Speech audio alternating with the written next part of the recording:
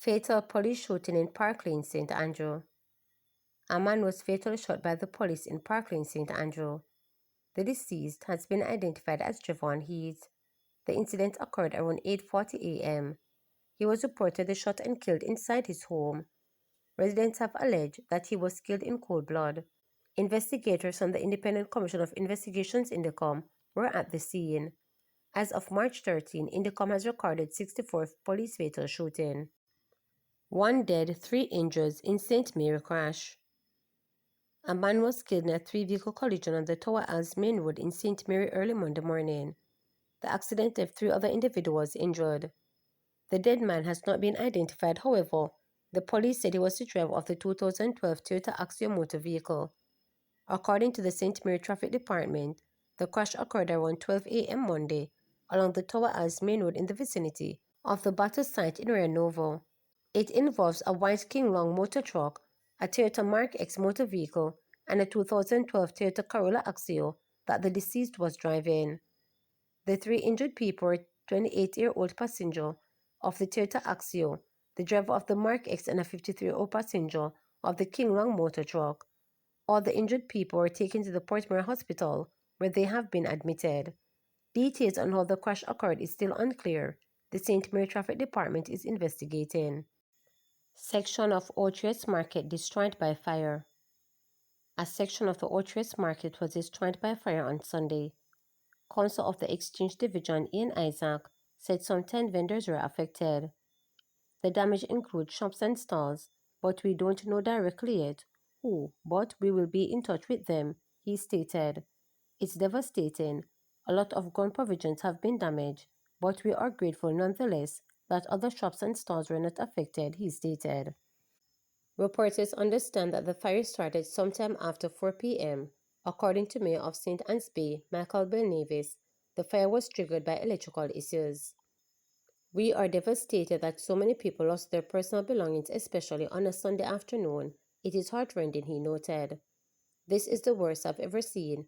It means that we have to do some more investigation, then clean and give some assistance to the vendors who have lost everything, Belnavis added.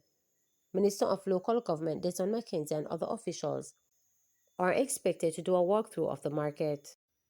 Amendment bill which exempts Jamaican World Bank employees from income tax payment passed in Senate.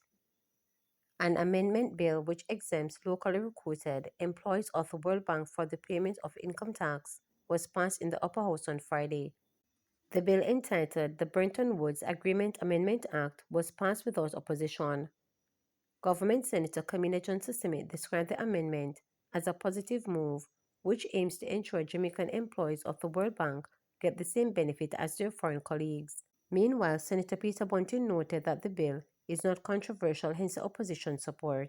The Bretton Woods Agreement Act, that is a principal act, incorporates into domestic law the Articles of Agreement which govern the operation of the international multilateral arrangements to establish the International Monetary Fund and the International Bank for Reconstruction and Development, also known as the World Bank. The Act has been the only instrument governing Jamaica's relationship with the bank since Jamaica became a member of the World Bank Group in 1963. And among the matters addressed by the Principal Act is the tax treatment of locally recruited staff of the bank. But it does not, and this is the reason we are here, provide for their tax exemption. In 1993, the Jamaican government entered into an establishment agreement with the World Bank to operationalize its office in Kingston. The 1993 agreement, however, incorporated tax exemption provisions taken from the 1947 United Nations Convention on the Privileges and Immunities of Specialized Agencies, provisions which were not in our act. This made the tax treatment of Jamaican nationals employed to the bank unclear, as the agreement was now in conflict with the Principal Act. So the bill before us seeks to resolve this matter, Mr. President, by amending the Bretton Woods Agreement Act to incorporate the tax exemption provisions included in the 1993 agreement. 1-year-old foreign national among 4 people killed on nation's roadways since Friday. A 1-year-old boy and a foreign national are among 4 people killed in a motor vehicle-related incident between Friday and Saturday. The names of the deceased have not been released. The latest incident happened along the Borden Main Road in Sheffield, Westmoreland at about 8:45 p.m. Two motorcyclists, ages 37 and 24, were killed in the crash. Earlier at about 4:40 p.m., a 65-year-old female foreign national was killed in a collision along the Sandybank Main Road in St. Elizabeth.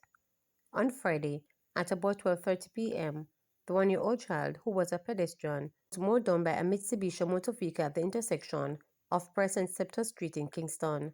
Reacting to the four deaths, Vice Chairman of the National Road Safety Council, Dr. Jones, said a similar emphasis must be placed on reducing road crashes as is placed on murder reduction.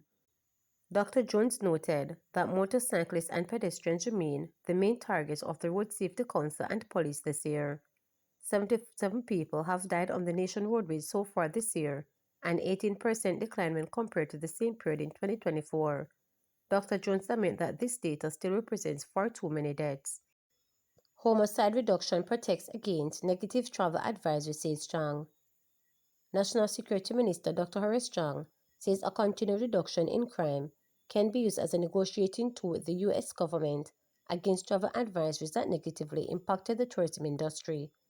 He made the comment while addressing the official opening of the Frome Police Station in Westmoreland on Friday, against the background of more than 30% decrease in murders nationally since the start of the year.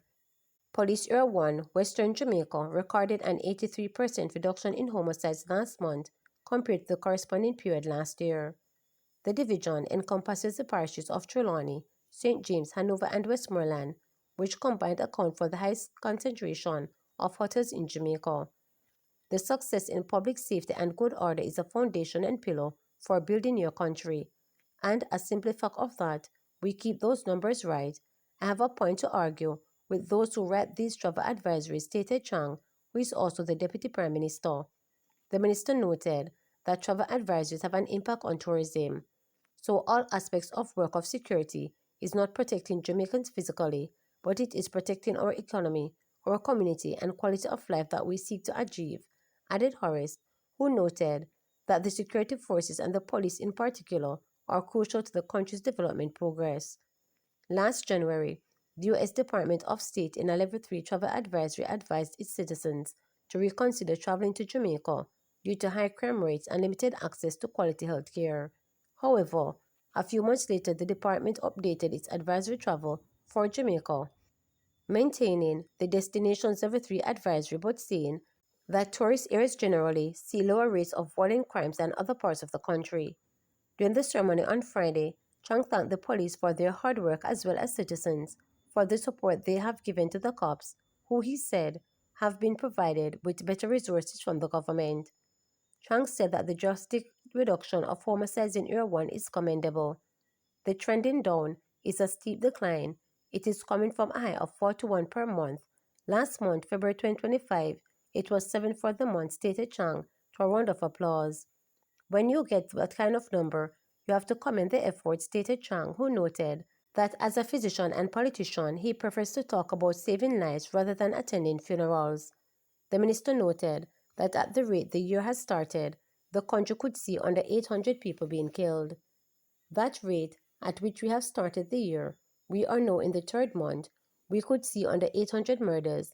That is why the police has targeted, because you know that we are coming for a high number and that we are prepared to work and I'm prepared to wait and give them the resources to take it down, stated Chang, who said this will be done in a manner where the police recognize and respect the rights of people.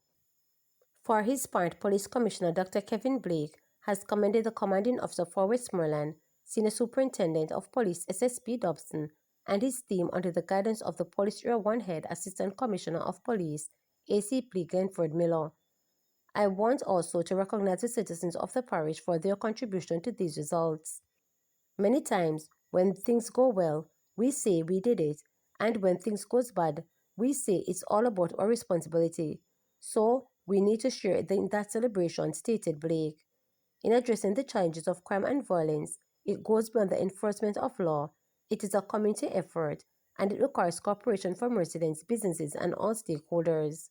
So your decision not to commit a crime, your decision to protect your community, your decision to harden your own target helps us and obviously much of that was being done. So I want to thank the citizens as well and invite you in celebrating the success that is taking place in this parish, added the commissioner. Remember to subscribe, like, share, and click the notification bell for daily updates.